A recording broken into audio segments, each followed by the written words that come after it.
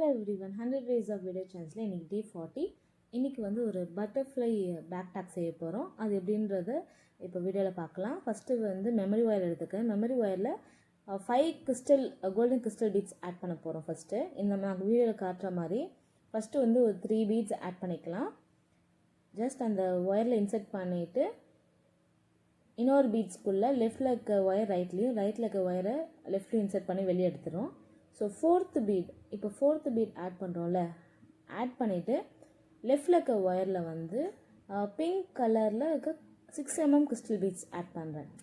சென்டரில் இருக்க கோல்டு வந்து 8 mm, லெஃப்டில் வந்து நம்ம 6 mm கிறிஸ்டல் பீட்ஸ் ஆட் பண்ணுறேன். ஆட் பண்ணிவிட்டு அதே கோல்டன் கிறிஸ்டல் பீட்ஸ்க்குள்ளே இன்சர்ட் பண்ணி ரைட்டில் கொண்டு வந்துடலாம். அதே மாதிரி ரைட்டில் ஆல்ரெடி இருக்க ஒயரில் வந்து அகைன் வந்து ஒரு 15 கிறிஸ்டல் பீட்ஸ் ஆட் பண்ணுறோம். டோட்டலாக இதில் 15 இருக்கும் ஈச் சைடும். ஸோ ஈச் சைட் 15 ஆட் பண்ணிவிட்டு இந்த ரைட் சைடில் இருக்க ஒயரும் லெஃப்ட் சைடில் வந்து இன்சர்ட் பண்ணி வெளியே கொண்டு வந்துடலாம். ஸோ பட்டர்ஃப்ளையோட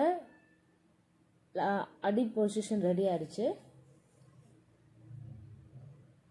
ஸோ நெக்ஸ்ட்டு வந்து purple colour 6 mm crystal beads add பண்ண போகிறோம். அதுக்கு வந்து ஃபஸ்ட்டு கோல்டன் பீட்ஸ் ஆட் பண்ணிவிட்டு நம்ம ஆல்ரெடி பண்ண மாதிரி 4th பீட் பண்ண மாதிரி 5th பீடும் லெஃப்டில் இருக்க ஒயரில் வந்து கிறிஸ்டல் பீட்ஸ் ஆட் பண்ண போகிறோம். ஸோ ஈச் டைம் பண்ணும்போதும் கொஞ்சம் டைட் பண்ணிக்கலாம். ஏன்னா இது வந்து மெமரி ஒயர்னால கொஞ்சம் கம்பி மாதிரி இருக்கிறதுனால டைட்டாக பண்ணால் கொஞ்சம் ஸ்ட்ராங்காக இருக்கும், ஸ்டடியாக இருக்கும். ஸோ இந்த மாதிரி பர்பிள் கலர் பீட்ஸ் உள்ளே இன்சர்ட் பண்ணிவிட்டு ஸோ இதில் வந்து 23 பீட்ஸ் ஆட் பண்ணியிருக்கேன். ரெண்டு சைட்லேயும் வந்து நம்ம பர்பிள் பீட் பிங்க் பீட் பண்ண மாதிரி பர்பிள் பீடும் ரெடி பண்ணிக்கலாம். அண்ட் எக்ஸ்ட்ரா இருக்க ஒயரை வந்து மேலே வந்து அதோட நெக்டாரில் வந்து மாதிரி ரெடி பண்ணிக்கலாம். அதுக்கு வந்து light colour golden bead add பண்ணிவிட்டு அந்த நெக்டார் மேலே வந்து பிங்க் கலரில் இந்த மாதிரி வந்து ஒரு ட்ராப் பீடு இருக்கும்.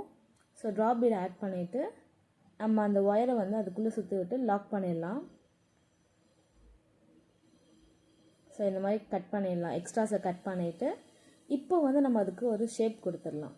ஸோ மெமரி ஒயர்ன்றதுனால அது நம்ம என்ன ஷேப் சேஞ்ச் பண்ணாலும் சேஞ்ச் ஆகும் அந்த ஒயர் கம்பின்றதுனால.